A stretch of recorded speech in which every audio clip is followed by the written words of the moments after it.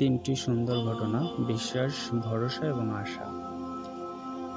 একদিন সব গ্রামবাসী মিলে সিদ্ধান্ত নিল তারা বৃষ্টির জন্য দোয়া করবে। সবাই মিলে সমবেত হলো। কেবলমাত্র একটি ছেলে ছাতা সহ এলো। এটাই বিশ্বাস।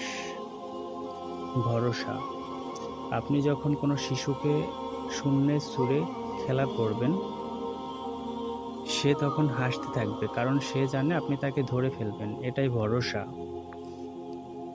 এবং আশা: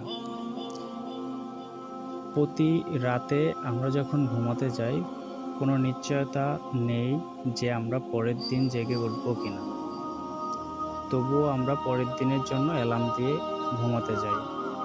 এটাই আশা। কাজেই সৃষ্টিকর্তার উপর বিশ্বাস, ভরসা এবং আশা রাখ।